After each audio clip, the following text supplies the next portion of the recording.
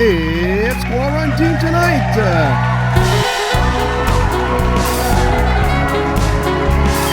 With Mr. Artzy, Emilio Ferreira, featuring Bianca Gouneh, Teep Menon, and Sabryna Greeley, with special guest Sabini, music by Serge Bretzel. And now, here's your host, Kris Artuso! No, stop clapping. Stop clapping, guys. We screwed up. Guys, if you're watching me, it means that we cannot go outside. Okay? We screwed up, but welcome to another episode of Curfew Tonight, Quarantine Tonight. Yes. Yeah. We screwed up. If you're watching from home, congratulations, you made it this far in a pandemic. And if you just got back from the beach, well, may the grains of sand get lodged so far up places I cannot begin to describe on YouTube. Thank you. Yes, listen, it's very frustrating. We're not gonna get into that though. All right? I just miss seeing my family. I miss birthdays. Remember the concept of getting together on birthdays? You tell people you're gonna take time out of your day and you're gonna come celebrate my birth. I will then serve a very expensive cake that I'll blow on to make sure my dreams come true. Truly a fascinating experience. But I miss them. I was thinking the other day, birthdays shouldn't exist during this particular era of our lives. We don't know the day. I can't keep track. I got into a fight with my friend Mike Pietromonaco. I don't understand why you people can't grasp the concept that these are all real friends of mine.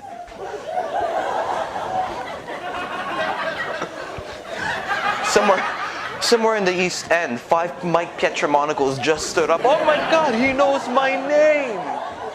Marie, get in here. He knows my name. I got into a fight with him because he thinks I didn't wish him a happy birthday. It was just the other day, and I woke up to my phone vibrating. Facebook sent an announcement. It's Mike's birthday. Wish him a happy birthday. So I unlocked my phone, I get on Facebook, I'm about to start typing, and then my mind just slipped and I just let it go for the whole day. Don't judge, don't tell me that you all have replied to everybody's birthday messages. Don't tell me that you sent a message to everybody on their birthday, okay? It just happens. You're on it, and for whatever reason, right before you start typing happy, you get distracted by a dog. So we're not. Please. I'm sure he had a great birthday. Okay, listen. It's just fights all the time. I got into a fight with my friend Dana Fresco. Okay. Yes. It was very sad, and we got into a fight right between both our birthdays. So we celebrated hers together, then fight, then my birthday. And I was very sad when we couldn't celebrate my birthday together. Then I couldn't help but realize, since we celebrated her birthday, I got her a really nice gift. And by the time my birthday came and we weren't talking, listen, I'm not gonna lie. I feel a little ripped off. Hold on. It seems selfish, but think about it. She has an extra gift now.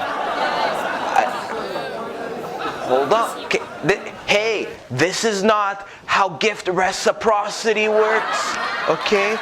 Holidays and birthdays, we always get together and exchange gifts. It's an endless cycle, and it will be like that until the day that we die.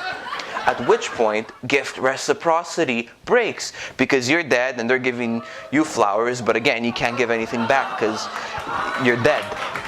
But it's a real thing. Gift reciprocity is a real thing, and now it was broken, okay? There's times where you don't need to do that, right? My friend Oliver Westington just moved into a new house, so social distantly, I brought him a basil plant. He was very excited. Now, I'm not expecting a gift from Oliver because I haven't moved into a new house, but when I do, I'm sure he'll bring me arugula. So I'm asking Oliver now, what happens? We broke the gift reciprocity. Dana, technically speaking, has one extra gift. He goes, Kris, don't worry about it. She'll give you the gift once Christmas arrives. Which would make sense. But then at that point, I'd have to get her a Christmas gift, and she can't say that my birthday present is a Christmas gift. Ergo, the gift reciprocity is still unbalanced. Listen, hold on. It really frustrates me because I want us to be even, and we're not going to give each other gifts. So I explained it to Oliver, at which point he says, okay, so in between Christmas and now, she'll get you a gift. And the absolute boldness of him to assume that she, just because she feels bad or owes me something, will get me a pity gift? Nobody wants a pity gift, Oliver.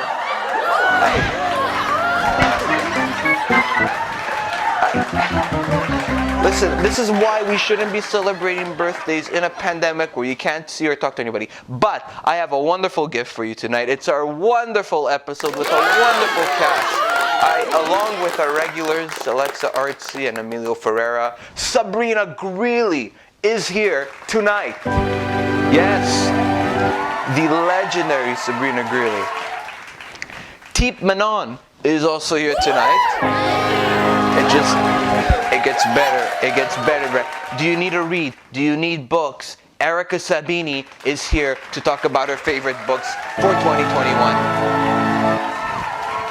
Hold on. There's more.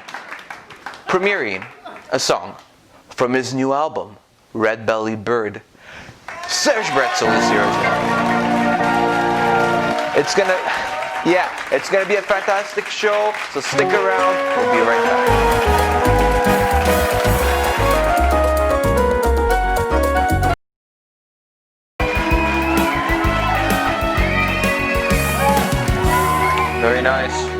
Very nice.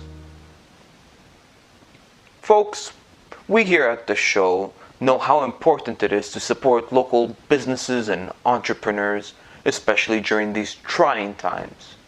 It's important to note that they need as much exposure as they can get. Now, some people tend to go on to Dragon's Den to pitch the Dragons their ideas. But did you know that auditions were booked at max capacity, leaving no more room for any other entrepreneurs to pitch? Yeah, it's quite sad. But lucky for them, we found another show we found another show, kind of the same idea, that allows the remaining entrepreneurs who couldn't get onto the show to pitch to these investors. Take a look.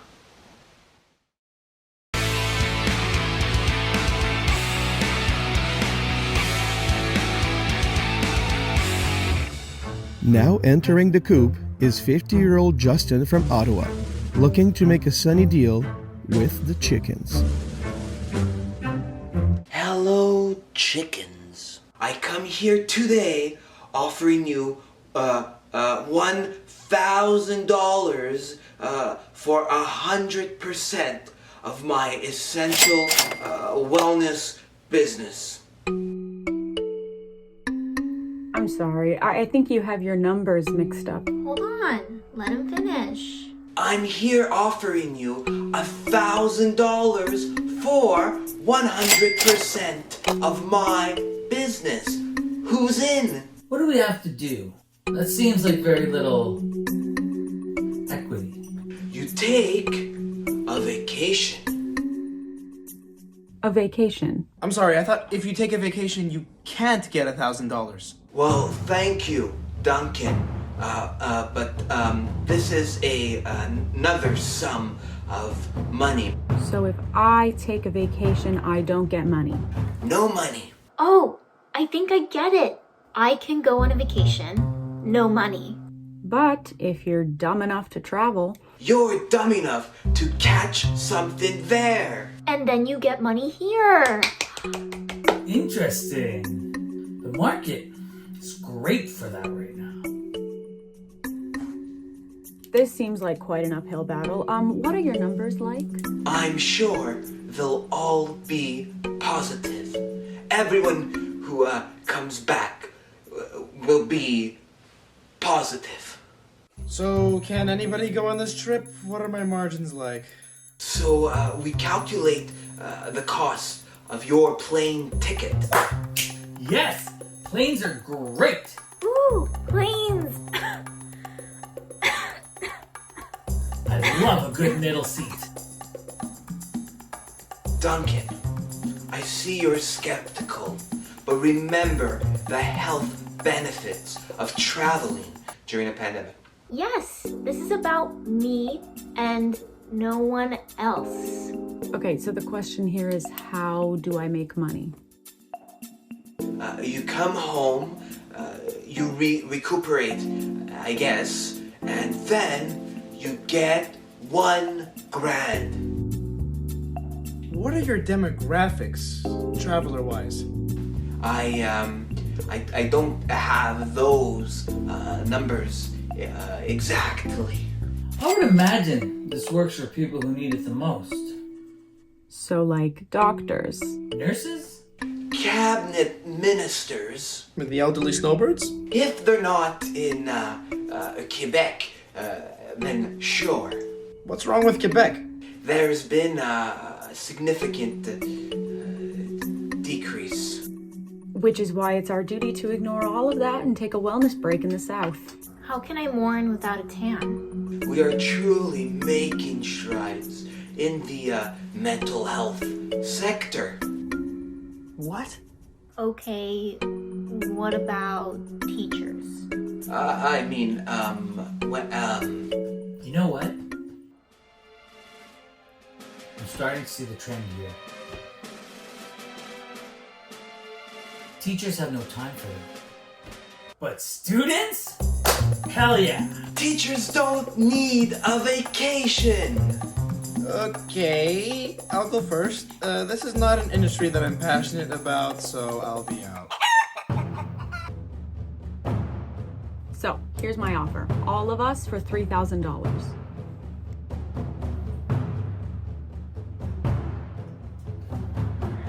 I can't seem to smell or taste anymore. Could we make this quick? I'm in! Okay, everyone, come in for a group hug. Guys, we're on screens! All right, so $1,000. Everybody hates you. It's not the worst. I don't know. We'll be back after this.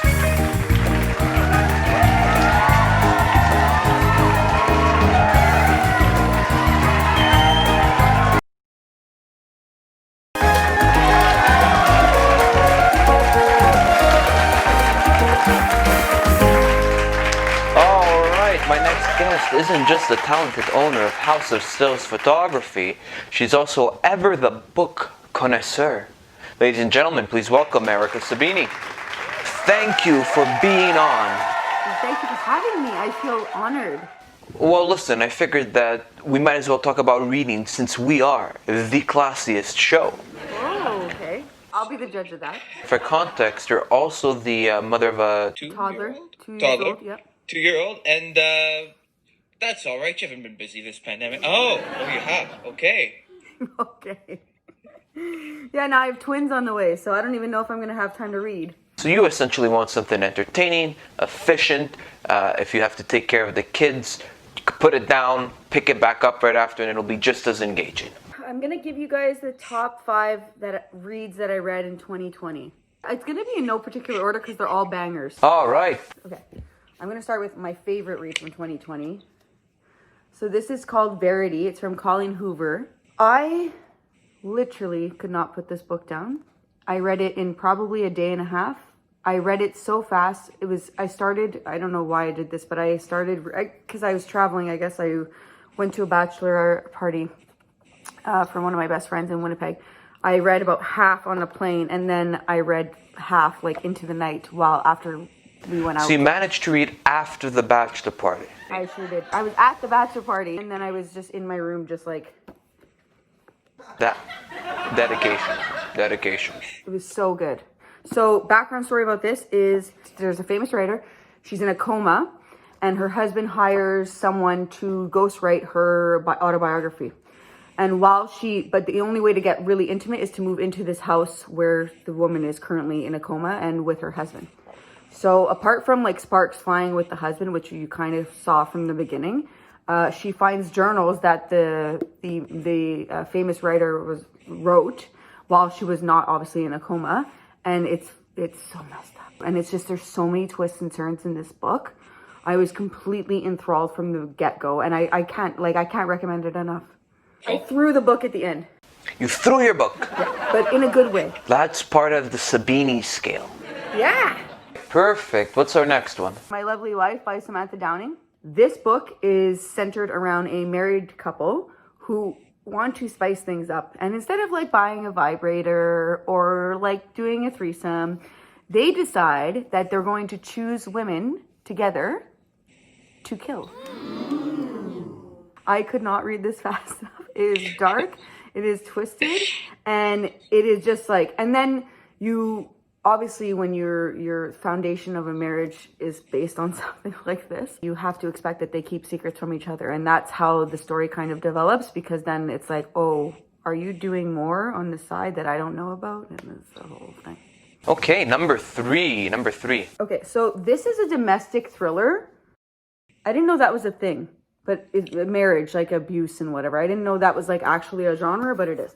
So it's called The Last Mrs. Parrish. And it's fun fact about the author is it's actually two women called Liv Constantine. They just joined their names. The story is mainly told from 2 points of view. And what seems really perfect on the outside is really not. You're kind of wondering where this is going, and then you're just freaking slammed. But you're asking yourself questions the whole time. Like, is something going on? Is her husband perfect? And then you're literally kicked. I was kicked in the vagina, basically. Oh. The authors did such a great job at depicting the characters. It was a book that I kept thinking about even after I finished it. This one was about two, like they're newlyweds, Annie and Sam. They moved to like, from New York to like kind of upstate New York. He's a psychologist and she's, for the moment, a stay-at-home wife. And I don't want to give too much away. What you think is going on is not what is going on. That sounds quite comforting during a pandemic. All right, final book. Tell me about it. So I was immediately drawn to this book because the author, so this is his first book, it's his debut novel. When I say I neglected showering, eating, taking care of my child. That's the top of the Sabini scale, right? You gasp, you throw your book, vagina kicking, neglect your child. Yeah. Okay. This book, I couldn't read it fast enough, and it's 500 pages. I finished it probably in a week, but like in like maybe 4 or 5 sittings. I read it well into the night. Deep, dark, yeah. You gotta read all of these books are great. They're all thrillers. I highly recommend them all. They're all different in their own right. The main common theme is plot twists, great storytelling, amazing character development, and just all in all, like being shook by each read. Like I remember, I read lots of books, so for me to be able to for Kris to be able to like ask me for top 5 reads and me to be able to like choose them right away, like that's already a telltale. Hey, so listen, will you be doing photography anytime soon? Will you be? I'll be back to work May. Oh, okay, because you're gonna go on. You're gonna take care of the twins. What do you want from me, Kris? Bring them with you. I did that with Ben. It was exhausting. Really? Yes. Oh. I didn't do it with every job. I did it for a few jobs. Well, listen, just because it's a pandemic doesn't mean you can't get beautiful photos taken of yourselves. So, when it's warmer in the springtime, when you could go outside, when Erica is back in business, give her a call. All right? She's the owner of House of Stills Photography. Erica, thank you so much for being on. I really appreciate it. All right, we'll be back after this.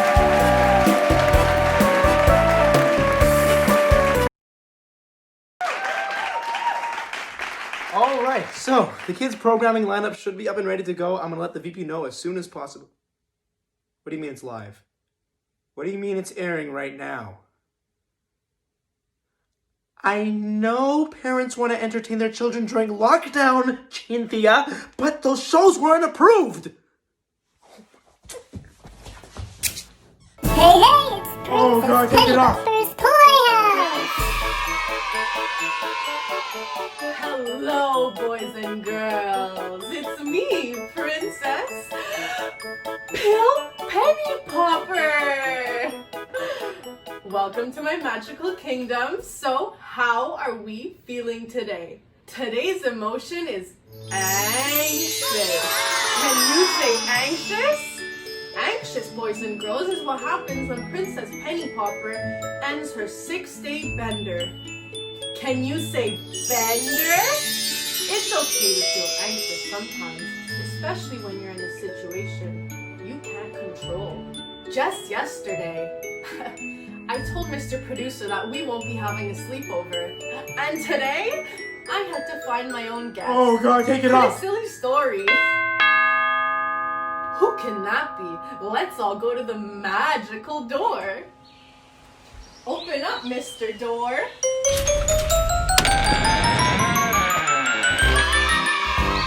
Why, it's everyone's favorite Teletubby, Poe. Yeah, actually, I go by Rick now. Yeah, Rick Shallowitz.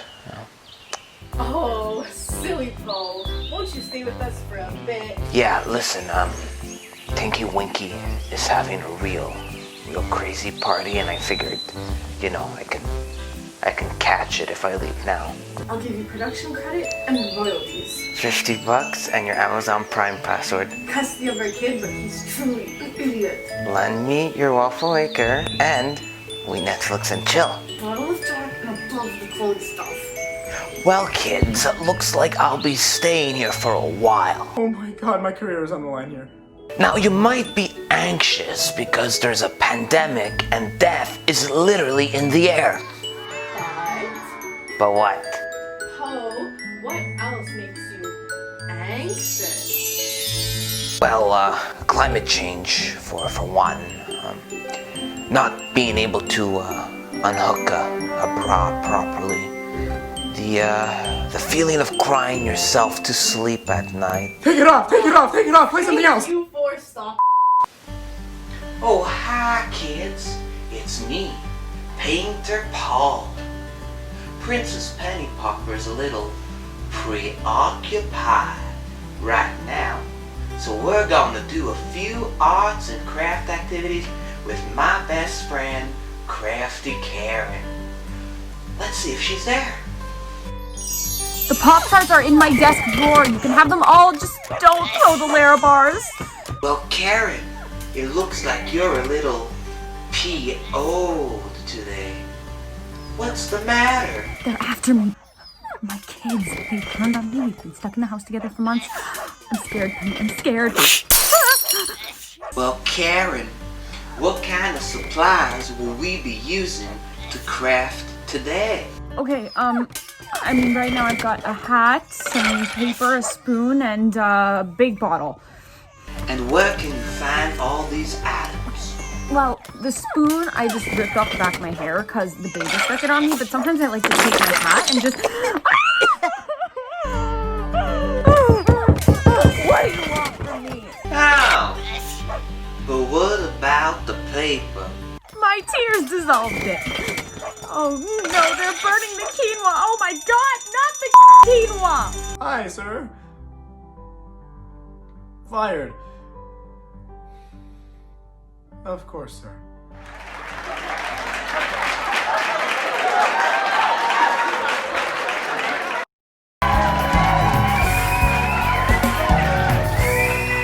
I'm so excited for this. Ladies and gentlemen, performing from his newest album, his song, Bob's Not My Uncle, Serge Bretzel.